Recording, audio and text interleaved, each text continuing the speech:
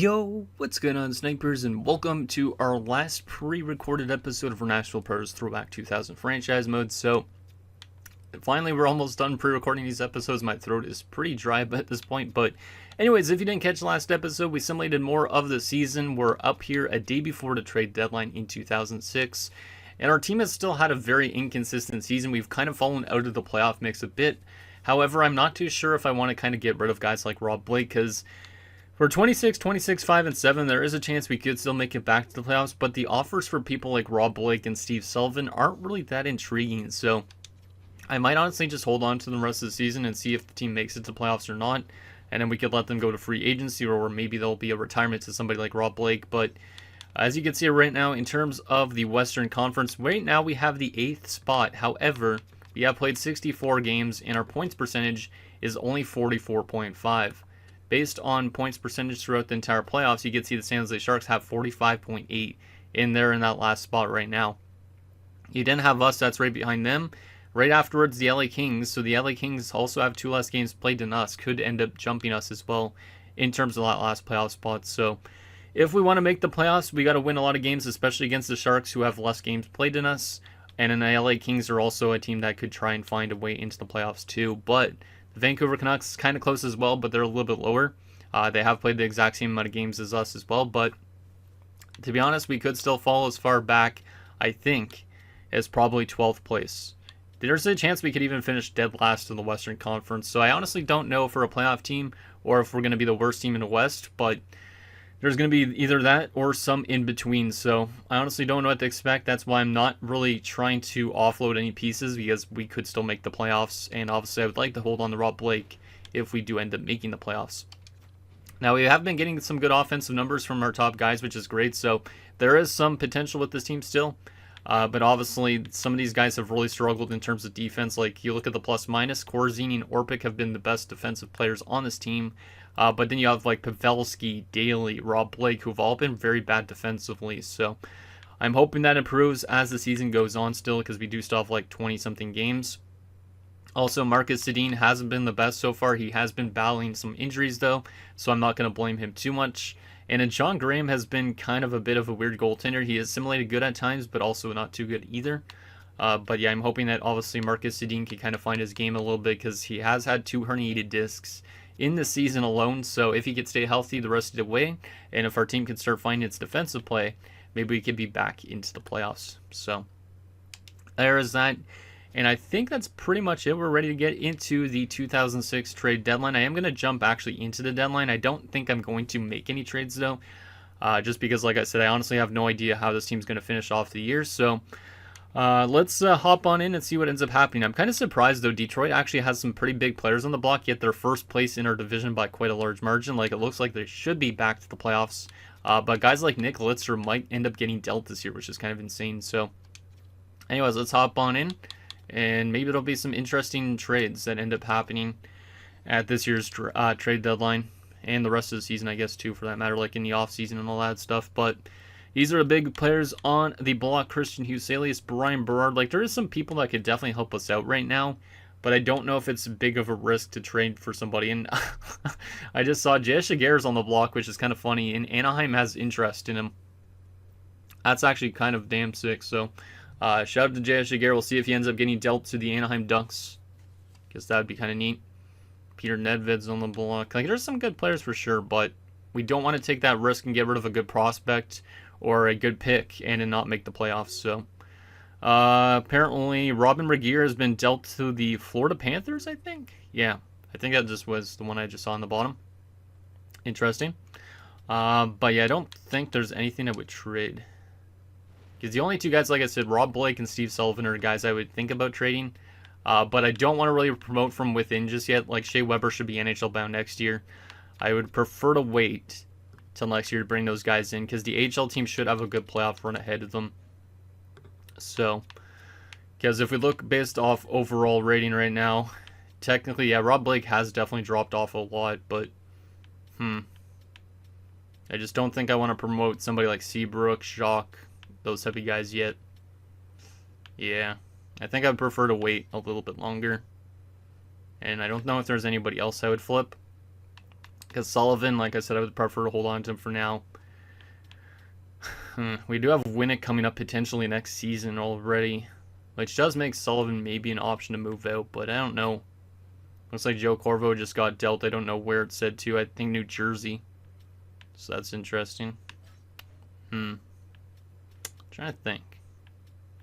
Yeah, I don't really think there's anybody I would move. Maybe PJ Axelson. He's a pending free agent. He is a depth forward right now for us. Maybe he'd be okay to move, but at the same time, he's not that much value, so I don't think it's worth it anyways. Let's just not make a single trade. You guys might think that's completely dumb on my part, but I don't feel like I need to make a trade right now. I just have no idea what to expect for us this season. Like, if we somehow get into the playoffs, I want to have a good run. So, holding on to those guys are important. As Thomas Caberlet has been dealt to Montreal, where he actually played in real life. So, shout out to Toronto for trading him to Montreal.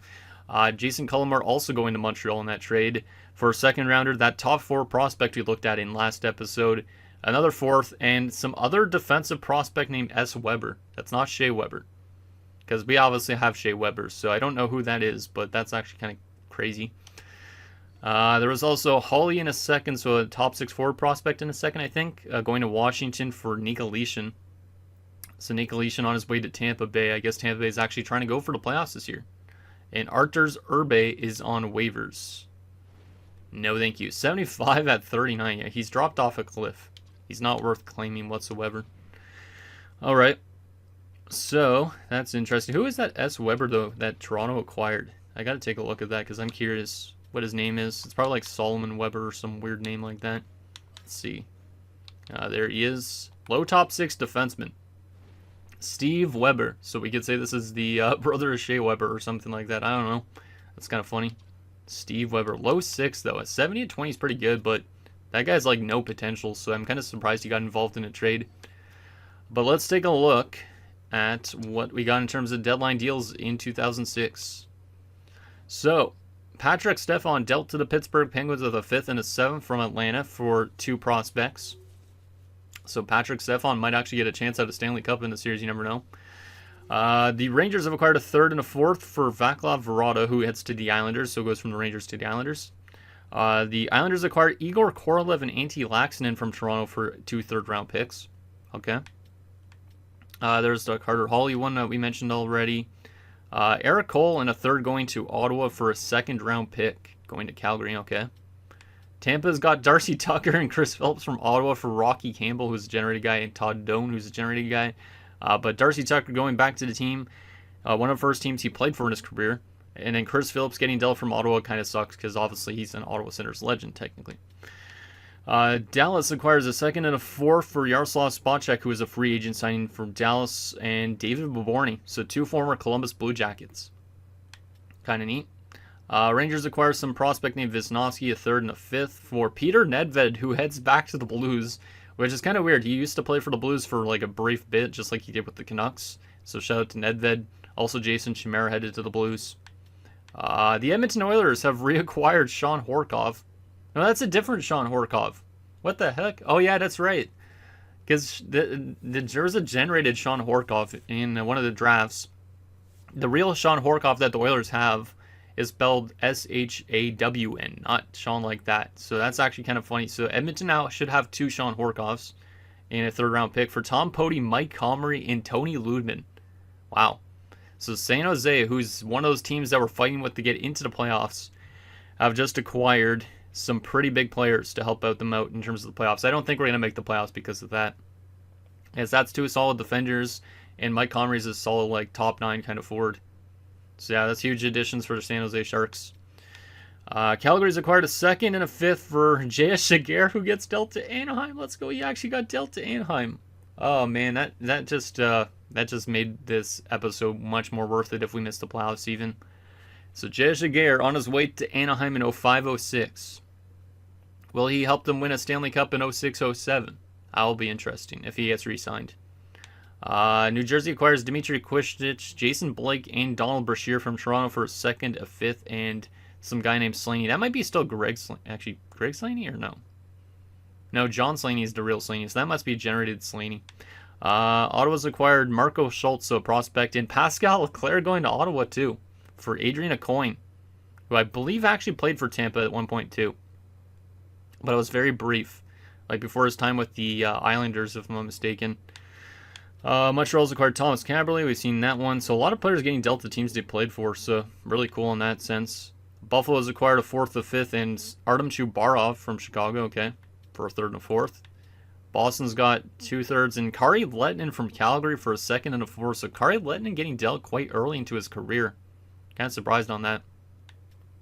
Washington's acquired Timmins, who's generated a 3rd, and J.S. Aubin for Shane Doan in the 3rd. So Shane Doan on his way to Pittsburgh. Kind of weird. Philly's got Nicholas Backstrom and Pascal Rayon from LA for a 3rd, a 3rd, and some goalie prospect. Tampa's acquired Olaf Kolzig. Olaf Kolzig was in Tampa Bay right near the end of his career, so that's pretty crazy. With Brent Clark and a 6th for Pekka Petralainen, generated guy, and Luke Party, which also generated. Carolina's acquired Jesper Brunstrom and Emil Benda from Montreal for Scott Walker, Lance Ward, and 2 others. So Scott Walker on his way to Montreal from Carolina, our former guy. Arizona's acquired Ruslan Saleh, Clark Wilm, and Patrice Brisebois from Chicago for Marcus Grandpierre, I think that's generated guy's name is. I don't remember. Peacock and some guy named Smithson. LA's acquired some guy named Audet, a 2nd and a 3rd for Joe Corvo, Aki Berg, and Nico Dimitrakos. Islanders acquired Jordan Leopold in the 3rd with Brad Ferentz for a 2nd, Darren Van Imp, and 2 others. And then Robin Regeer did get dealt to Florida for 2 3rd-rounders.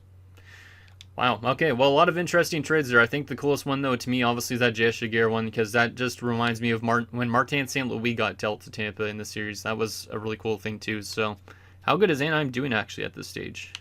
Are they in a playoff spot? Yes, they're 1st place in the Pacific Division. If Anaheim wins the Stanley Cup with J.S. Giguere, I made a really good J.S. Giguere, I guess. Really accurate J.S. Giguere. Okay, anyways, let's get through the rest of the season and see if we somehow make it into the playoffs. Because at this stage, I honestly don't know what to expect. We could squeak in just barely. The Sharks, who made some pretty big trades, might take that last playoff spot. Or we might even get leapfrogged by the LA Kings. We could be in the last place in the league almost at the end of this, which is weird. So, let's go 4 games. See if this team's learned anything. Game against Vancouver is a 5-2 win as Brisebois was put on waivers after he was acquired via trade. Now, he isn't that good anymore, but he's not a bad defenseman. 4.12 million. I don't really think he'd be that much of use to us because we have a lot of righties already. Like, he's not better than Delmore. He's not better than Rob Blake. Yeah, I'm not going to do it. Weber's back for the AHL. That's good news. That's at least somebody that will help the AHL in terms of making the playoffs. Like I said, I hope that the AHL team has a good little Calder Cup run this year. Like, maybe that will be a positive if our AHL team could win the Calder Cup this year if we miss the playoffs. Game against Dallas is a loss. Damn, we lost to the worst team in the West. What are we doing? Sean Hill is on waivers. He's solid, but I don't think I would want him. He's another right-handed defenseman too, but no thank you. Chicago, we beat them and we tied with the Rangers. So that is technically a total of 5 points out of a possible, I guess, a possible 8 points, which is not bad. How is the standings looking now? Because obviously we should take a look at this probably every few games just to see where we're sitting in terms of the playoff mix. So we are still in that 8th playoff spot right now. But if we go off points percentage, we are still in 9th. Yeah, we're choosing the Edmonton Oilers. They've only played 1 less game than us, and they only have 1 more point. There's actually a chance we could make it. It's just going to be a battle with the Edmonton Oilers, basically. The Sharks are definitely starting to take off a little bit after the trade, but also they could get fallen on the playoffs too. So, hey, you never know. We could end up being in either 9th place or we could be in like 6th place. So those games against Edmonton and San Jose are going to be crucial. And my guess is we probably have some games against them, right? Because usually that seems to be the case. Doesn't look like it, actually. Never mind. All right, let's do these 2 games this week. We have Detroit and Dallas. So a tough team and a not-so-tough team. But we did lose to Dallas earlier, so we do beat Detroit and we beat Dallas. Okay. Those are 2 very big games, and we win them both. We have 3 games this week. Calgary, Dallas, and Montreal. How are we going to do during this span? Come on, boys. Let's will our way into the playoffs. Shea Weber's been injured again. Why is he so injury prone? He's having a real bit tough time staying healthy in the AHL. We lose 2 straight games. That's not good. What are we going to do in that last one, though? Because that needs to be probably a win. I just don't like the inconsistency with the NHL team right now, but it's part of development. It's part of the development. Oh my god, we lost 9-3 to Montreal. God damn. That's a team with a similar record to us, too. That's not good. After winning those much games in a row, losing 3 straight is not what you want to see. So we are still out of the playoffs on that. Based on points percentage still, though, we are still not too far off. We're literally a point back in that last playoff spot with the same amount of games played. It's either going to be us or Edmonton that gets in. And if we have the exact same record, it might come down to like goals for and all that. This is a tight race. Tight race for sure. We're pretty reliant on our top line, I guess, because Spets is over point per game on a team that's not doing too good. So, really surprised that our team's still able to get goals from guys like that. All right. Well, let's see what we do. Well, let's go one game at a time because this is pretty crucial this stage. We beat Toronto. Okay, so that's a pretty big win. They weren't a good team, though. Anaheim, who's a very good team right now, and acquired J.S. Shiger. This is going to be tough. And Arizona's also a good team. Oh, boy. St. Louis is a good team, too. Most of the teams coming up are good. Oh, man. Okay, well, let's do these 2 games. Anaheim and Phoenix, technically, still on the stage. Can we win at least one of these games? We win one and lose one in overtime. Alright, let's take a look at the standings again. Because everything is crucial at this stage. Detroit's already clinched, not a surprise. Wow, already 5 teams have clinched in the Western Conference. That's kind of scary. And based on points percentage, we are still outside just barely. By a point. By 1 point. Oh my god. And then also the Sharks aren't too far up on us either, but they have played less games. So, likely the team that we would knock out would be the Edmonton Oilers. Yeah, Chicago's fallen off quite a bit. It's either us or Edmonton, I think, that's going to make it in. I think San Jose is probably going to be getting close to locking up a playoff spot soon. So, us or the Oilers, who's going to make it? We have played the Oilers in the playoffs before too, so it's a little bit of a rivalry, but now both these teams fighting to get into that last spot. Like we were saying, this is 05-06. Technically, the Oilers went all the way to the Cup Finals in 06, so if they make it, there will be still some chance for realism. Is Carolina in the playoffs? Carolina, where is Carolina? No, they are really bad, so we aren't going to have a realistic result regardless. Okay, game against St. Louis, this is huge. Can we win this game? No, we lose it 4-3. That could hurt us quite a bit, that loss. Any loss at this stage could hurt us a lot. We only have 5 games left. I know I keep on going back to the standings, but got to keep on checking here. 6 teams have locked in the Western Conference, including the St. Louis Blues. So now... yeah, we're still 1 point back. Oh my goodness. They also have a lot more ties, so they technically have... Actually, we have more ROW. Huh, okay. But they have 2 more regulation wins than us. Yeah, this is going to be tough, man. I don't know if we're going to get that last playoff spot or not. I would not be surprised if we missed, but... Comes down to some tough games to end the season. We have Florida, Chicago, Detroit, and I think it was Anaheim? Vancouver and Anaheim. Vancouver, we got to be able to beat them. But first game against Florida, a tough team that's won multiple cups in the series. Can we beat them? 3-3 tie. That is a point. So that's pretty important. Let's simulate up to this game against Chicago and take a look at the standings again. At least we got a point in that game, but I would prefer 2 points, of course, at this stage. Let's see what we're looking at. Western Conference. Edmonton's still in that spot. We are still right behind them. We're 2 points back of them, but we do have a game in hand now. That game in hand is important. I wish I could see if they were playing today, which actually I guess I can because it says a thing on the top. I don't actually, no, I can't take a look until afterwards. Goddamn. Chicago and Detroit. Damn. Chicago's not good right now. They have fallen off a lot, so I'm hoping we are able to win this game, but let's see what happens. Game in Chicago. Can we beat them? We can. Okay, that's a massive W. Massive, massive W. Did the Oilers play that date out too? Because if they did not. So we should be hypothetically maybe back in that playoff spot. Let's take a look at this again. No, we are not currently. We're basically tied in points percentage, but we need to have more regulation wins than them to get that playoff spot. If we're tied at the end of the season, they meet us because they have more regulation wins. Because we have 29, they have 31. Which is technically... How much is that? Yeah, that's technically 3 more wins, right? I know, 2 more wins. 2 more wins. We have more ROW. This is literally going to come down to the wire. We need Edmonton to lose a game, and we need to find a way to win a game so we can leapfrog them.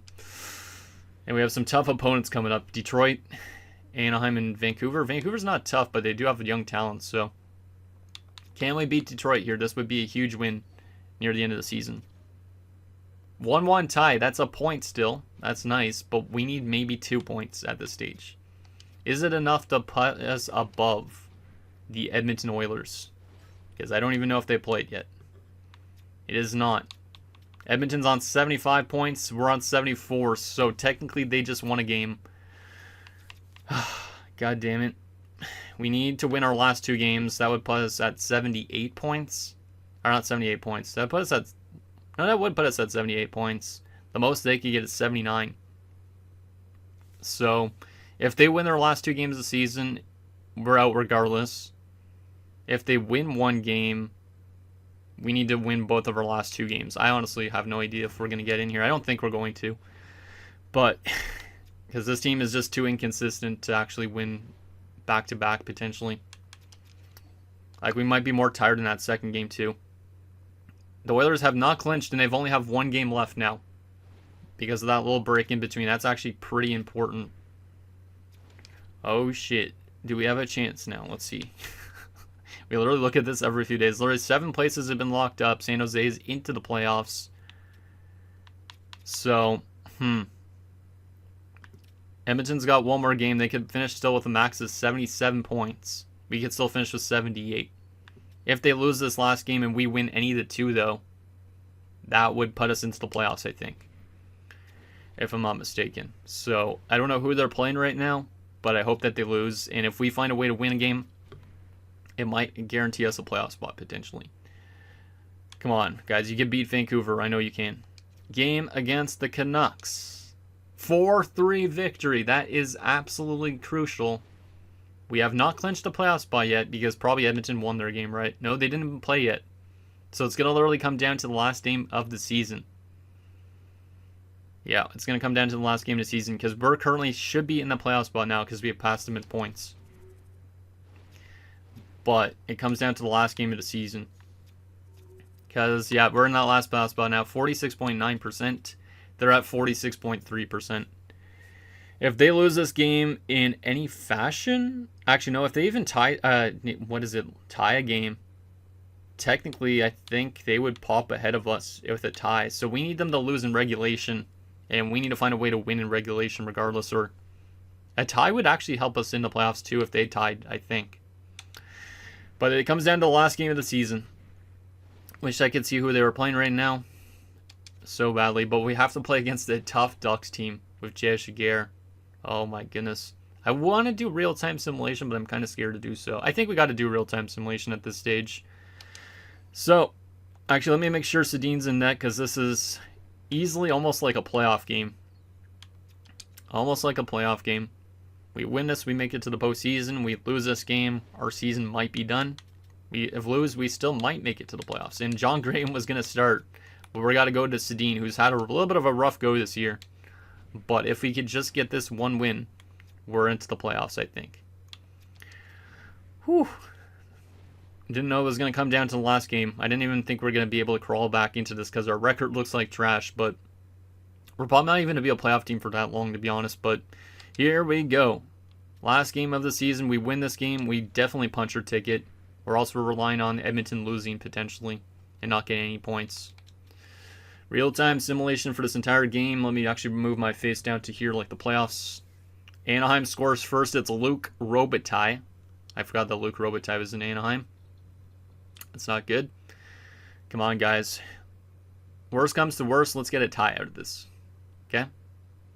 Worst comes to worst. And we are down 1-0 after one. Shots are 9-8 in favor of the Ducks.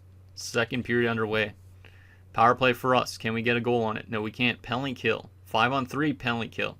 And they get a power play goal from Paul Kariya. Why did we have to go up against such a good team at the last game of the season? Yeah, this is not looking too good here early.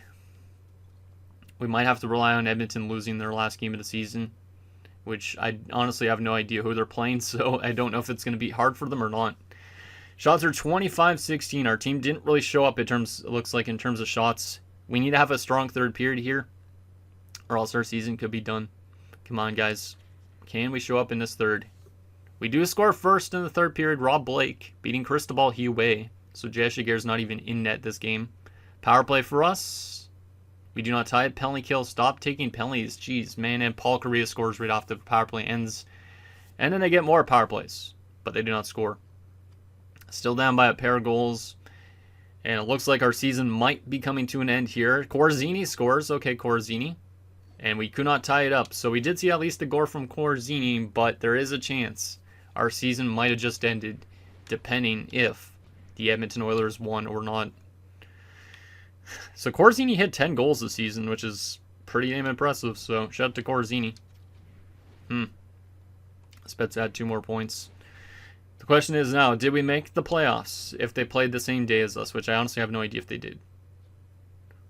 We have not clinched that last playoff spot yet, so they must not have played. Yeah, they have not played yet. So we got to assimilate to the 11th and see if they've played by then. But we will first... Actually, let's leave it up to chance. Let's go right now. Are we a playoff team if they've played the same day, which I honestly have no idea if they are. And did they make the playoffs? No, they have not played yet, so they must be playing on the 11th here. I wish I knew how they're playing. Does it say maybe in the notification center who they're playing? No, it doesn't look like it. Oh boy, come on, please. Lose Oilers. Even if they get a tie, they are going to make the playoffs over us, I believe, based on regulation stuff. So, are we going to make the playoffs? Oh, we lost. No, the Oilers won the last game of the season. They have leapfrogged us. Actually, they took a tie in the last game of the season. I think. Let me actually take a look at the scores on the top. I don't even see their game there. But they tied their last game of the season. And we are going to miss the playoffs. Literally by inches. Probably the tightest playoff race I've ever had. But we literally lose, despite having the same points percentage as Edmonton, just because we lost. We didn't have as much regulation wins. Based on this. A lot of our wins, I guess, were in overtime and stuff. Oh, man, that sucks. That really sucks. Losing by that much. Damn. Okay, well, season is done. We are not in the playoffs. That sucks. Anyways. What are we in terms of goals for and all that? In terms of goals for, we were probably like mid-table.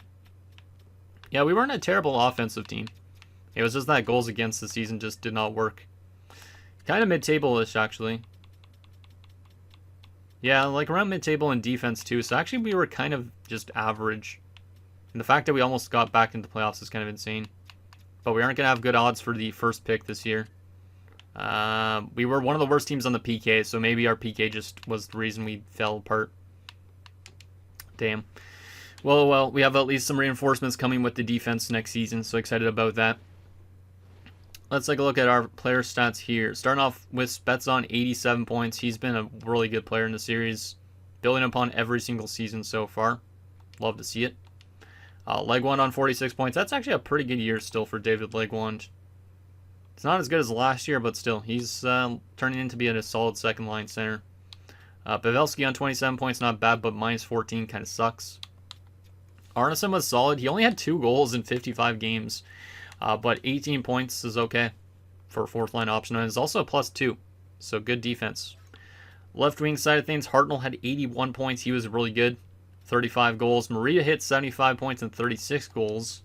So that was tied with his season point totals from last year, but it was like flipped over. So from 39 goals to 36 goals, and from 39 assists or 36 assists to 39 assists. Much better plus-minus from him this year. So he looks like he worked on his defensive play a little bit, which is nice. Very good takeaways once again. and a lot of hits for a sniper too. So Steven Maritta's still looking good, but it does suck that we missed the playoffs this year. Nagy on 52 points, pretty solid. He is a pending UFA. I probably will bring him back. Because should I bring him back? I don't know. I feel like I should bring him back. It's kind of an interesting one. Pandolfo on 19 points. He's not going to come back probably because very terrible plus minus. Kopecky will probably still come back, but his plus minus is also pretty bad. Axelson's likely gone. Domicelli's probably gone. Sullivan, 66 points, pending UFA. Would I bring back Steve? I don't know, because we do have Van Allen that could maybe take his spot in the top 6. He is dropping a little bit off in production the last number of years. That's an interesting one. Van Allen on 44 points and 25 goals. Like, see, Van Allen could easily get into the top 6 next year. So that's where I'm thinking about potentially. Svatos on 19 points, but minus 12 in his first season. Solid points, I guess, but minus 12 is not too good, so I don't know if he's just more of a depth forward for us, because him probably being a fourth line option is not ideal because he's more offensively minded. Defensively, Blake on 47 points, minus 13 though. He is definitely declining quite a bit. He might not come back. He could retire this season too. Corzini, though, had a really good rookie year. Maybe one of the best rookie seasons I've seen from a low elite two-way defenseman. 34 points and a plus 23. That's exactly what I was hoping for from Mr. Corzini. Good defense, good offense, and he's going to be playing with guys like Shea Weber on the blue line. Like, it's going to be nice. Delmore on 18 points, plus 1. Daly was tragic defensively, but he was next to Rob Blake. Brooks Orpik was plus 30 on a team that didn't make the playoffs. So Brooks Orpik was good. And Sushi was not bad either, because at least he played defense. Goaltending. Big sophomore slump from Marcus Sedin. I don't know if it's because of his injury trouble or what, but an 898. Yikes. Yeah, that was definitely a big downfall of him this season. Really good rookie year, but it's hard to live up to a good rookie season. Like, yeah, it's really hard to live up to that. So hopefully he's more healthier in future years and better as well. And then John Graham really wasn't that bad as a backup, but I don't know if he'll come back again next year. In terms of stats around the league, this is going to be interesting. Keith Tkachuk led the league. Wow, that's not who I was expecting. I haven't seen him up there, really. 117 points and 117 penalty minutes. Wow. All right. And he also was one of only 2 60-goal scorers. Paul Kariya being the other one. Had a couple of 50-goal scorers. Yager Jenkamov's in his first season, isn't this? No, second seasons. Yeah, this guy's definitely like the Alex Ovechkin that Washington was hoping for. And Pavel Bure up there, too. Wow, okay. Yeah, only 4 100-point players, so the scoring has definitely gone down a little bit. So that's kind of neat. Defensively, Sergei Gonchar on 68 points, leading the defense. He's likely going to win a Norris this year. Oleg Tverdovsky had one in back-to-back years, but Gonchar likely going to knock him out of it. Brian Berard up there. Some solid defensemen. Dan Boyle's starting to play good. Love to see it. Nick Lidstrom only on 49 points, but his team is making it back to the playoffs, and likely he's retiring this year, which is still kind of weird. Rob Blake right behind him, of course, as well. In terms of goalies, Mika Kiprusoff had the most wins, with 47 wins. Martin Brodeur behind him. Roman Turk as well. Most shutouts by a starting goalie, Marc-Andre Fleury, despite getting injured, I guess, near the end of the season, just like Thomas Vokoun did last year. So the Sharks still having injury troubles in net. Martin Brodeur behind him with 5 shutouts, Roman Cechmanek, etc. Best save percentage by a starter, Mika Kiprusoff with a 922. Kiprusoff is becoming that goalie. And goals against Kiprusoff. So Mika Kiprusoff is likely going to win a Vezina in 05-06. Which I know he won a Vezina at one point, but I don't remember what year it was. I don't even have Google open, so I can't even tell. But I know it was around this point, I think. If I'm not mistaken, he won one or he came close to winning one. I honestly don't know.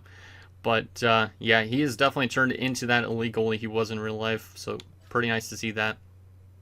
Well, it'll be interesting to see what he does in the playoffs too, because he's only played really like 2 years.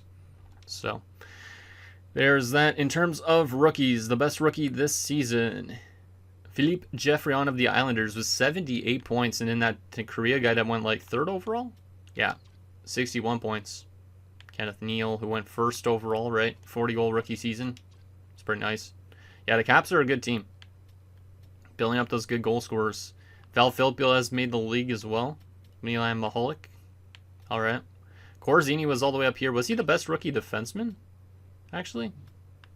34 points. Yeah, I think he was the best rookie defenseman. That's actually pretty nice. So shout out to Corzini. Any good rookie goalies this year? Craig Anderson, technically as a rookie, I guess. But no one definitely as good as Sedin was last year. All right. Did our HL team make the playoffs? More than likely, right? Let's just go to us first so we could go to our HL team easily. Yes, likely they are going to be a playoff team based on plus minuses and all that. Looks like some good production from a lot of guys. Good plus minuses across the board too. So hopefully the HL team can capture itself a Calder Cup. Rick Rippon even had 11 points and 126 PIMs. Nice. And in the goaltending stats, Jimmy Howard kind of struggled in save percentage, but he was solid. Dan Ellis was not too bad either. And Stefan was okay when he did play. Alright, so there is the player stats and all that. Now the question is, who is going to win the Stanley Cup in 2005-06? Because Edmonton just making it in. I believe in real life they were one of the lower seeded teams as well that went all the way to the Stanley Cup Finals. So let's see who wins the Cup in 05-06, because that's the next thing to find out. And then hopefully our HL team could also win the Calder Cup, because that would be kind of neat. So let's simulate and see who ends up winning some awards this year. Rick Rippon's already been injured with a concussion. Damn, man, he was probably fighting. Poor Rick Rippon, not even get the play maybe in the playoffs. Our HL team made it to the next round, okay? So we're on to round 2, as Rick Rippon has returned. Got to get him back in so he can punch some faces, because of course that's an important thing for him to do for our lineup, because obviously there's a lot of younger guys to protect down there. Ramsey Abita sprained his ankle. Let's just go replace a player on that front. Parker Winnick has been injured with a mild concussion. Damn, the HL is now getting slapped with injuries in the playoffs too. And Parker Winnick's already back, but they might have been eliminated because it has been a bit since we've seen a completion thing. Yeah, there might be some guys jump into the NHL next year from the HL on offense as well. So we got reinforcements potentially coming. And yeah, it looks like our AHL team was eliminated because I'm not getting any notifications whatsoever. Damn, man, that sucks. I was hoping for a long run from that AHL team. Yep, they got eliminated. And the Quebec Citadels won the AHL. The Philadelphia Flyers are the Stanley Cup champions in 2006. Huh, that's not who I was expecting, but I will take it.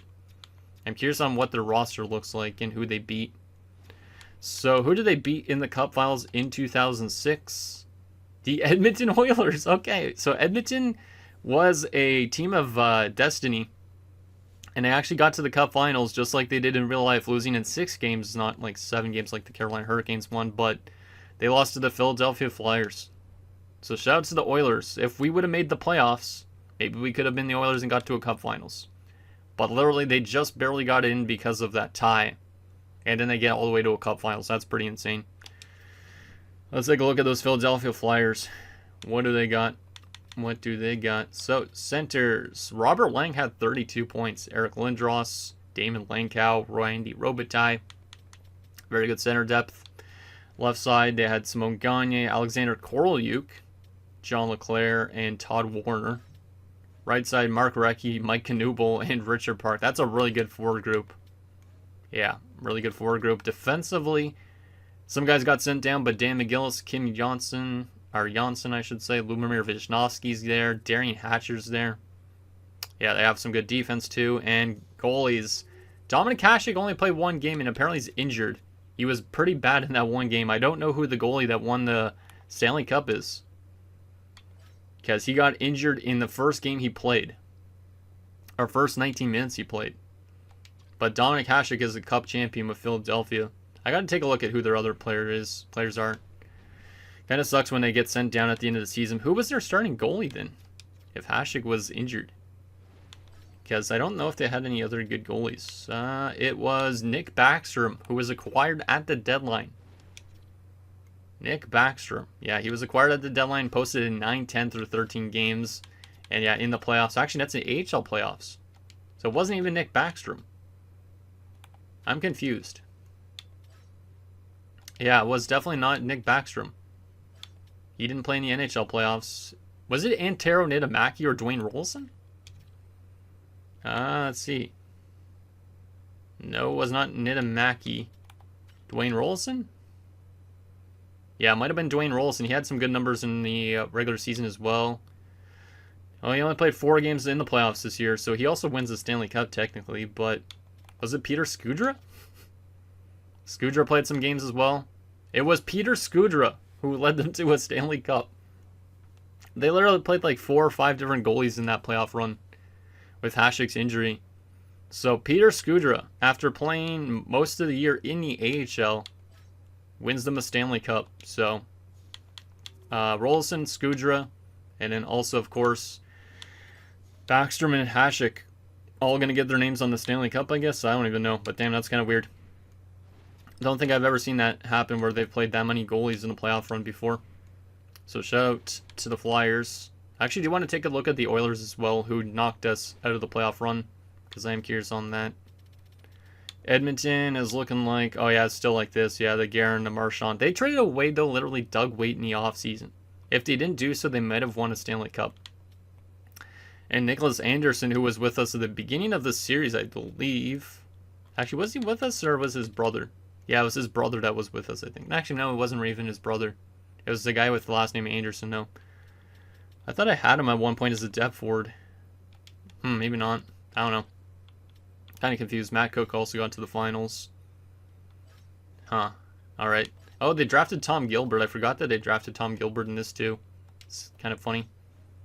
Ryan Miller almost got a chance at a Stanley Cup. That would have been neat. Alright, so there's that. Awards for the season.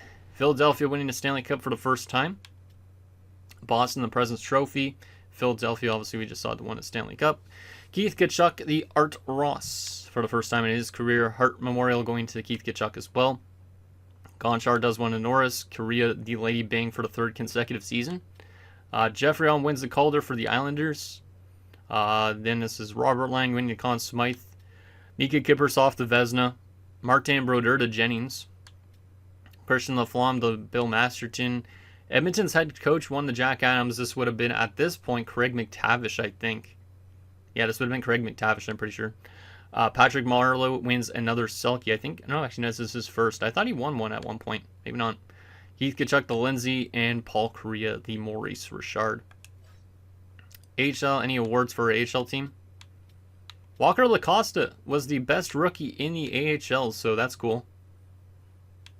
That's really cool. We literally drafted him not too long ago, and he's already a Rookie of the Year in the AHL. That's nice.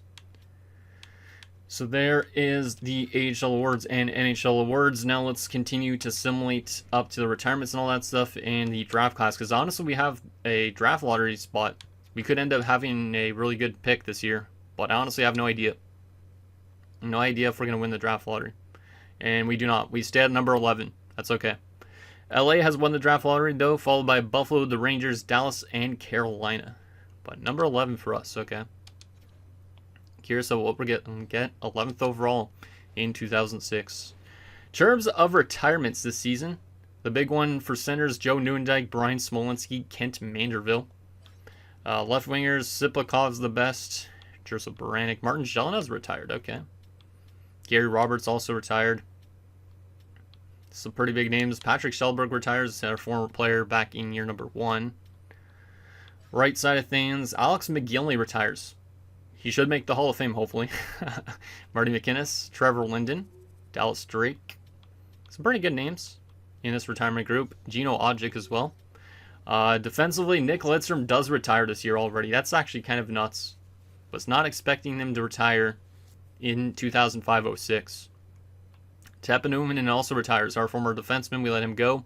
Retires with the Washington Capitals. Matthew Schneider. Brian Leach. Some good retirements in terms of defense, especially. God damn. A lot of those guys are like Hall of Fame defensemen almost. A lot of other guys do. And in goalies, the best is Arturs Urbe, who we could have claimed on waivers. Ron Tugnut, Kevin Hodson. Alright. Coach retirements. Did we lose anybody? We lost Bobick, who I don't remember if she was a goalie coach or not. And then Milwaukee did not lose anybody. Alright. Alright. Final few things we got to do to wrap up this episode. let's take a look at the progress reports, the contract situation, and the draft class. So starting off with the contract situation, now you guys can actually leave me feedback if we should bring these guys back or not. So, Steve Sullivan, Ladislav Nagy, the two big UFAs. Would you bring them back? Trevor Daley, obviously being an RFA, he's coming back for sure. Tyler Arneson was not too bad. I don't know if I'll bring him back or not, but he might be an okay option to bring back. Axelson and such, probably not coming back. Same with Rob Blake. Like a lot of those guys, we could easily win out with the younger guys coming in from the AHL. Because we do have a lot of guys probably making the jump. Like Parker Winnick could end up jumping up in terms of forwards too. Bowles going to play in the AHL for sure next year. Brody in the AHL. We have definitely a lot of reinforcements, so we are going to have to free up some space. Marcus Sedin's also a pending RFA. I forgot about that. That's an interesting one. Definitely not as good this year. But if you go 8 years, he's trying to get paid big bucks. So would you guys give him an 8-year deal? Just make him like the Pecorine, basically, of the series. So there is the pending free agents. Next thing, the progress reports. What is the development looking like in the NHL and AHL? So Nagy, statistical, Legwand, statistical? Yeah, statistical and some natural, actually. A lot of natural, too, for Legwand. So that's nice. I like it. Rob Blake's dropping off. Pavelski's growing. Yeah, it looks like we're getting some good growth from the younger guys. Ryan Suter's up to a 79. Shea Weber's up to a 79 as well. Yeah, the defensive core is going to look a lot different next season. Corzini's already listed as a top 4. Wow, okay. Just not expecting that. Because if we look at our defensive group right now, if Rob Blake leaves, yeah, probably Blake, Delmore, Sushi, a lot of those guys are probably going to be gone.